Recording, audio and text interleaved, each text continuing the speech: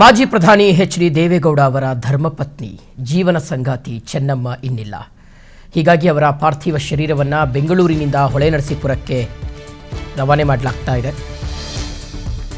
ಬೆಂಗಳೂರಿನಲ್ಲಿ ನಿನ್ನೆ ಮಣಿಪಾಲ್ ಆಸ್ಪತ್ರೆಯಲ್ಲಿ ಕೊನೆಯುಸಿರೆಳೆದಂತಹ ಚೆನ್ನಮ್ಮ ಅವರ ಪಾರ್ಥಿವ ಶರೀರದ ದರ್ಶನವನ್ನು ಇಷ್ಟೊತ್ತು ವೀಕ್ಷಕರೇ ಬೆಂಗಳೂರಿನ ಪದ್ಮನಾಭನಗರದ ನಿವಾಸದಲ್ಲಿ ಅಂತಿಮ ದರ್ಶನಕ್ಕೆ ವ್ಯವಸ್ಥೆಯನ್ನು ಮಾಡಲಾಗಿತ್ತು. ಈಗ ಬೆಂಗಳೂರಿನಿಂದ ಹೊಳೆನರಸೀಪುರಕ್ಕೆ ಚೆನ್ನಮ್ಮ ಅವರ ಪಾರ್ಥಿವ ಶರೀರವನ್ನು ರವಾನೆ ಮಾಡಲಾಗ್ತಾ ಇದೆ. ಚನ್ನರಾಯಪಟ್ಟಣ ಹಾಸನ ಮಾರ್ಗವಾಗಿ ಚೆನ್ನಮ್ಮ ಅವರ ಪಾರ್ಥಿವ ಶರೀರವನ್ನು ಶಿಫ್ಟ್ ಮಾಡ್ತಾ ಇದ್ದಾರೆ. ಬಿಗಿ ಪೊಲೀಸ್ ಭದ್ರತೆಯೊಂದಿಗೆ ಚೆನ್ನಮ್ಮ ಅವರ ಅಂತಿಮ ಯಾತ್ರೆ ಬೆಂಗಳೂರಿನಿಂದ ಶುರುವಾಗಿದೆ. 86 ವರ್ಷ ವಯಸ್ಸು.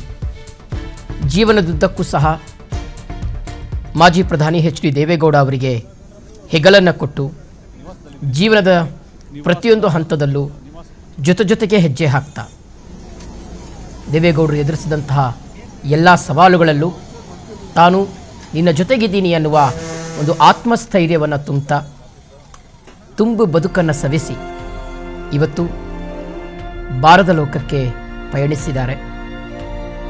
ಚೆನ್ನಮ್ಮ ಅವರದ್ದು ಸಾರ್ಥಕ ಬದುಕು ಅಂದರೆ ತಪ್ಪಾಗಲಿಕ್ಕಿಲ್ಲ ವೀಕ್ಷಕರೇ. ಯಾಕೆಂದರೆ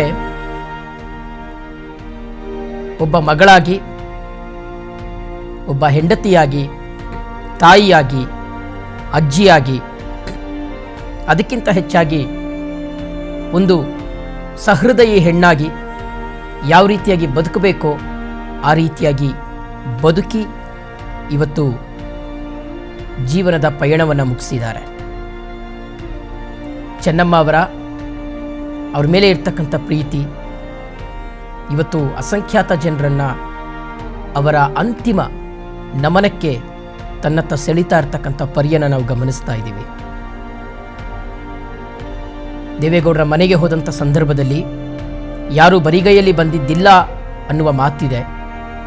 ಯಾರೇ ಹೋದರೂ ಸಹ ಹೊಟ್ಟೆ ತುಂಬ ಊಟ ಹಾಕಿ ಅವರಿಗೆ ಪ್ರೀತಿ ಕೊಟ್ಟು ಕಳಿಸ್ತಾ ಇದ್ರು. ಅಂತಹ ಒಂದು ಮಾತೃ ಹೃದಯ ಇವತ್ತು ನಮ್ಮನ್ನು ಅಗಲಿದೆ.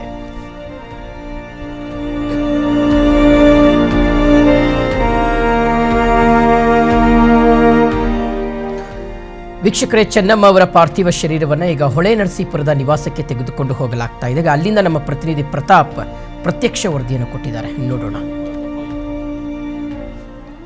ರಾಜಕೀಯದ ಎತ್ತರದ ಶಿಖರವನ್ನೇರಿದ ನಾಯಕನ ಹಿಂದೆ ನಿಸ್ವಾರ್ಥವಾಗಿ ಗಟ್ಟಿಗಿತ್ತಿಯಾಗಿ ನಿಂತಿದ್ದ ಚೆನ್ನಮ್ಮ ಇದೀಗ ನಮ್ಮನ್ನಗಲಿದ್ದಾರೆ. ನಾಳೆ ಚೆನ್ನಮ್ಮನ ಅಂತ್ಯ ಸಂಸ್ಕಾರ ನಡೀತಾ ಇದೆ. ಇವತ್ತು ಅವರ ನಿವಾಸಕ್ಕೆ ಚೆನ್ನಮ್ಮನ ಪಾರ್ಥಿವ ಶರೀರ ಆಗಮಿಸ್ತಾ ಇದೆ.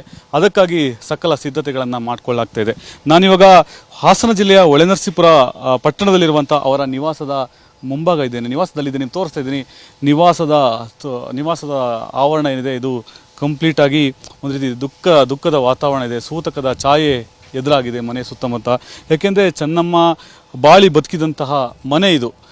ದೇವೇಗೌಡರು, ಚೆನ್ನಮ್ಮ ಎಲ್ಲರೂ ಕೂಡ 10 ವರ್ಷಗಳ ಕಾಲ ಇದೇ ಮನೆಯಲ್ಲಿ ವಾಸವಿದ್ದರು. ಇದು ಒಂದು ರೀತಿ ಅದೃಷ್ಟದ ಮನೆ ಅಂತ ಹೇಳಿದ್ರು ಕೂಡ ತಪ್ಪಾಗಲಿಕ್ಕಿಲ್ಲ.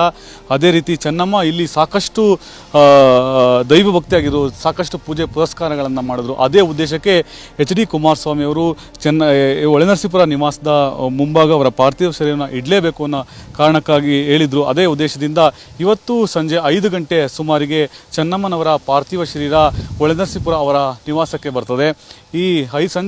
ಇವತ್ತು ಸಂಜೆ 5 ಗಂಟೆಯಿಂದ ನಾಳೆ ಬೆಳಗ್ಗೆ 11 ಗಂಟೆಯವರು ಕೂಡ ಇದೇ ಜಾಗದಲ್ಲಿ ಅವರ ನಿವಾಸದ ಮುಂಭಾಗ ಏನಿದೆ ಇಲ್ಲಿ ಅವರ ಪಾರ್ಥಿವ ಶರೀರವನ್ನು ಇಡಲಾಗ್ತದೆ. ಸಾರ್ವಜನಿಕ ದರ್ಶನಕ್ಕೂ ಕೂಡ ಇಲ್ಲಿ ವ್ಯವಸ್ಥೆ ಮಾಡಲಾಗಿದೆ. ಅಂತ ಹೇಳಿದ್ರೆ ಹಾಸನ ಜಿಲ್ಲೆ ಮಾತ್ರ ಅಲ್ಲ, ಬೇರೆ ಬೇರೆ ಕಡೆಗಳಿಂದನೂ ಕೂಡ ಸುತ್ತಮುತ್ತ ಏನು ಹಳೆ ಮೈಸೂರು ಭಾಗದ ಜನರೇನಿದ್ದಾರೆ, ಅವರ ಅಭಿಮಾನಿಗಳು, ಕಾರ್ಯಕರ್ತರಿದ್ದಾರೆ, ಎಲ್ಲರೂ ಕೂಡ ಇಲ್ಲಿ ಅವರ ನಿವಾಸಕ್ಕೆ ಬಂದು ಚೆನ್ನಮ್ಮನವರ ಪಾರ್ಥಿವ ದರ್ಶನವನ್ನು ಪಡ್ಕೊಂಡು ಅಂತಿಮ ದರ್ಶನವನ್ನು ಕೂಡ ಪಡೆಯಲಿಕ್ಕೆ ಇಲ್ಲಿ ವ್ಯವಸ್ಥೆ ಮಾಡಲಾಗಿದೆ. ಅದಕ್ಕಾಗಿ ಈಗಾಗಲೇ ಜಿಲ್ಲಾಡಳಿತ ಮತ್ತು ಪೊಲೀಸ್ ಇಲಾಖೆ ಎಲ್ಲ ರೀತಿಯ ಸಕಲ ಸಿದ್ಧತೆಗಳನ್ನು ಮಾಡಿಕೊಳ್ಳಲಾಗಿದೆ. ಒಂದು ಕಡೆ ಬ್ಯಾರಿಕೇಡ್ಗಳನ್ನು ವ್ಯವಸ್ಥೆ ಮಾಡಿ ಸಾಲಾಗಿ ಬಂದು ಚೆನ್ನಮ್ಮನವರ ಅಂತಿಮ ದರ್ಶನವನ್ನು ಮಾಡ್ಕೋಬೇಕು ಅಂತ ಹೇಳಿ ಈಗಾಗಲೇ ಜಿಲ್ಲಾಡಳಿತ ಕೂಡ ವ್ಯವಸ್ಥೆ ಮಾಡ್ಕೊಂಡಿರುವಂಥದ್ದು. ಕ್ಯಾಮರಾಮನ್ ನಾಗೇಶ್ ಜೊತೆ ಪ್ರತಾಪ್ ಹಿರಿಸಾವೆ, PNS ವಿಸ್ತಾರ ನ್ಯೂಸ್, ಹಾಸನ. ವೀಕ್ಷಕರು, ಈಗಾಗಲೇ ನಾವು ವಿಸ್ತಾರ ನ್ಯೂಸ್ನಲ್ಲಿ ಅಥವಾ ಕೆಲವೊಂದು ಸಾಮಾಜಿಕ ಜಾಲತಾಣಗಳಲ್ಲಿ ಚೆನ್ನಮ್ಮ ಅವರು ಆಸ್ಪತ್ರೆಗೆ ದಾಖಲಾಗೋದಕ್ಕೂ ಮುಂಚಿತವಾಗಿ 3 ದಿನಗಳ ಹಿಂದೆ ದೇವೇಗೌಡರ ಜೊತೆಗೆ ಕಳೆದಂಥ ಆ ಅಂತಿಮ ಕ್ಷಣಗಳ ದೃಶ್ಯಾವಳಿಗಳನ್ನು, ವಿಡಿಯೋವೊಂದನ್ನು ನಾವು ಗಮನಿಸಿರಬಹುದು. ಅದರಲ್ಲಿ ಎಚ್ ಡಿ ದೇವೇಗೌಡರು ಮತ್ತು ಚೆನ್ನಮ್ಮ ಅವರ ಆ ಪ್ರೀತಿ, ಆ ಆಪ್ತತೆ ಅನ್ನುವಂಥದ್ದು ಈ ಇಳಿವಯಸ್ಸಿನಲ್ಲೂ ಸಹ ಯಾವ ರೀತಿಯಾಗಿ ಮುಂದುವರೆದಿತ್ತು ಅನ್ನೋದಕ್ಕೆ ಉತ್ತಮ ಉದಾಹರಣೆಯಾಗಿ ನಮ್ಮ ಕಣ್ಣು ಮುಂದೆ ನಿಂತಿದೆ. ನೋಡಿ, ಎಷ್ಟೋ ಸಂದರ್ಭಗಳಲ್ಲಿ ಈ ದಾಂಪತ್ಯ ಜೀವನ ಅನ್ನುವಂಥದ್ದು ಸಾಕಷ್ಟು ಏಳು ಬೀಳುಗಳನ್ನು ಕಂಡಂತಹ ಸಂದರ್ಭದಲ್ಲೂ ಕೂಡ ಕೆಲವೊಂದು ವೈಮನಸ್ಸು ಅಥವಾ ಕೆಲವೊಂದು ಕಾರಣಗಳಿಂದ ಪತಿ ಮತ್ತು ಪತ್ನಿಯ ನಡುವೆ ವಿರಸಗಳು ಅಥವಾ ಒಂದಷ್ಟು ಸಮಸ್ಯೆಗಳನ್ನು ತಲೆದೂರಿರ್ತಕ್ಕಂಥದ್ದನ್ನು ಸಾಕಷ್ಟು ಜನರ ಜೀವನದಲ್ಲಿ ನಾವು ನೋಡಿರ್ತೀವಿ. ಆದರೆ ದೇವೇಗೌಡರು ಮತ್ತು ಚೆನ್ನಮ್ಮ ಅವರ ಬದುಕಿನಲ್ಲಿ ಆ ರೀತಿಯಾಗಿ ಆಗಿರಲಿಲ್ಲ. ಇನ್ಫ್ಯಾಕ್ಟ್